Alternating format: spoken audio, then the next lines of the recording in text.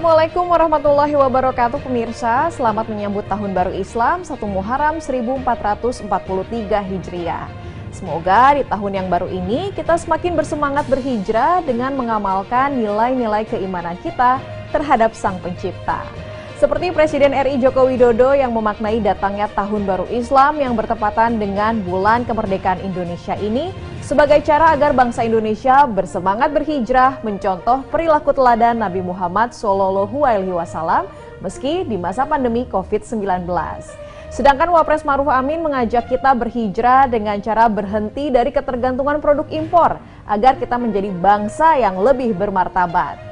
Tak hanya mempraktikkan nilai-nilai Islam yang luhur, dalam menyambut 1 Muharram 1443 Hijriah ini juga bertepatan dengan satu suro dalam penanggalan Jawa. Masyarakat Jawa seakan tak lupa untuk melestarikan salah satu tradisinya, yaitu menjamas yang artinya mencuci benda-benda pusaka peninggalan nenek moyang. Ketiga berita dapat disaksikan pada Kilas Nusantara edisi Tahun Baru Islam berikut ini. Pandemi COVID-19 telah memaksa masyarakat untuk melakukan penyesuaian dalam berbagai kegiatan, termasuk aktivitas keagamaan. Seperti saat perayaan Idul Fitri dan Idul Adha lalu, sebagian umat muslim di tanah air tidak melakukan takbir keliling. Bahkan, sholat Id yang biasanya dilaksanakan di masjid atau lapangan, kini harus dijalankan di rumah masing-masing. Namun semua itu seperti disampaikan Presiden Joko Widodo dalam sambutannya di peringatan Tahun Baru Islam 1 Muharram 1443 Hijriah yang digelar secara daring pada 9 Agustus adalah ikhtiar untuk kebaikan serta menjadi contoh dari semangat hijrah yang diamanatkan Nabi Muhammad SAW. Hijrah di masa pandemi, seperti dikatakannya, memang berbeda dengan hijrah pada zaman Rasulullah. Namun, tujuannya tetap sama, yakni menuju kehidupan yang lebih baik, lebih sehat, lebih bermanfaat, dan lebih produktif. Apalagi, peringatan Tahun Baru Islam tahun ini semakin bermakna, karena bertepatan dengan bulan kemerdekaan Indonesia. Proklamasi 17 Agustus 76 tahun yang lalu merupakan wujud hijrah kita, melepaskan diri dari kolonialisme untuk menjadi bangsa yang merdeka dan berdaulat. Presiden juga meminta bangsa Indonesia, utamanya umat Islam, belajar dari kokohnya persaudaraan antara kaum muhajirin yang berasal dari Mekah dan Ansor yang merupakan penduduk Madinah. Walaupun memiliki budaya yang berbeda, mereka bisa bersatu dan membantu perjuangan dakwah Rasulullah.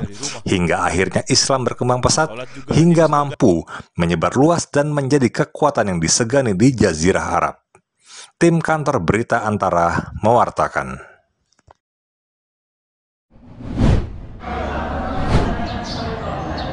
Wakil Presiden Ma'ruf Amin berharap semangat Tahun Baru Islam 1 Muharram 1443 Hijriah menjadi sebuah momentum transformasi untuk bangsa Indonesia menjadi maju, kuat, dan bermartabat.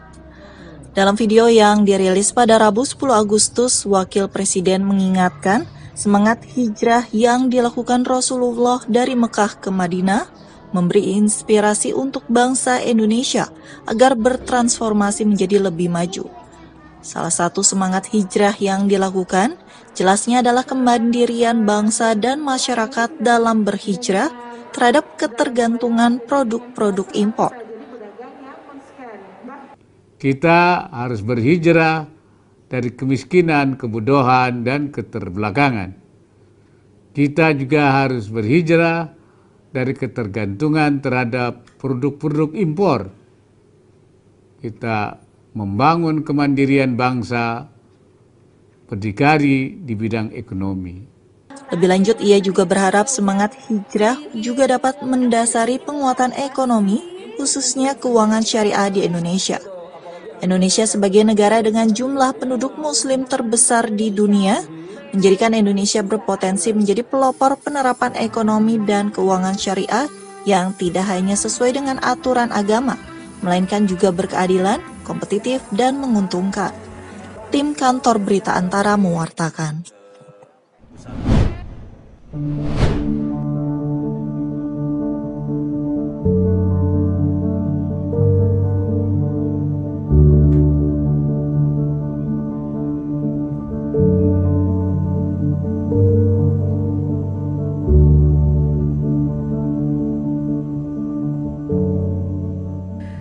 Setiap tahun baru Islam 1 Muharram selalu bertepatan dengan tanggal 1 Suro dalam penanggalan Jawa yang bertepatan dengan hari ini, Selasa 10 Agustus.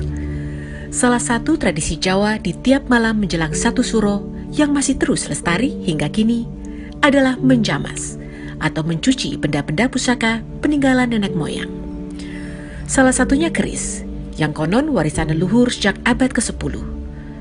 Benda tajam terbuat dari kombinasi logam dengan keragaman motif desainnya yang berlekuk serta dipenuhi ornamen bernilai seni itu, sejak tahun 2005 telah diakui Organisasi Pendidikan Ilmu Pengetahuan dan Kebudayaan Perserikatan Bangsa-Bangsa UNESCO sebagai warisan budaya dunia asal Indonesia.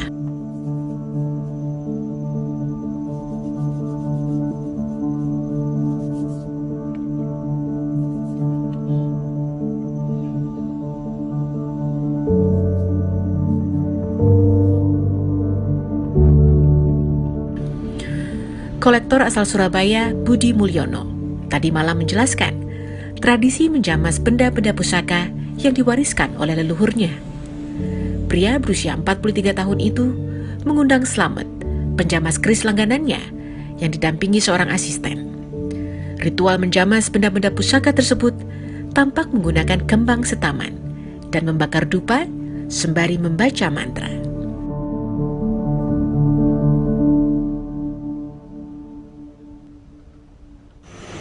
Tapi kayak gitu ya pertanyaan aja, karena setiap orang ini versinya beda-beda, bukan untuk kita langsung dalam arti mengucap-ucap tidak, tapi paling tidak kita jadi nguri-nguri budaya aja sudah cukup.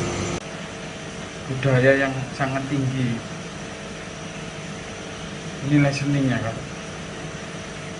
Kalau sekarang kita mau membuat seperti ini ya susah, meskipun teknologi sudah tinggi.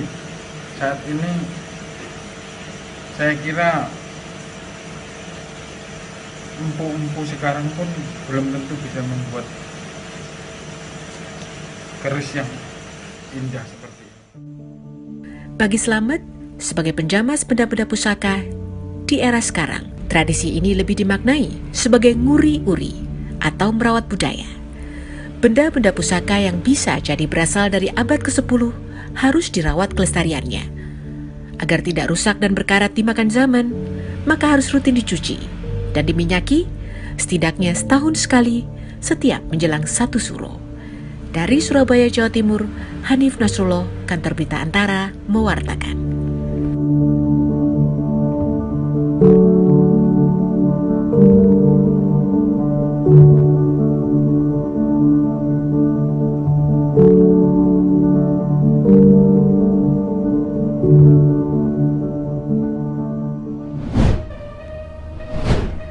Pemirsa, itulah ketiga berita yang diharapkan dapat memberikan pencerahan untuk kita semua agar dapat bersemangat untuk berhijrah menjadi manusia yang lebih baik lagi. Malam nanti saya akan kembali dengan 3 berita terbaru lainnya untuk menemani waktu beristirahat Anda dalam Kilas Nusantara Malam pukul 20 waktu Indonesia Barat. Wassalamualaikum warahmatullahi wabarakatuh. Sampai jumpa.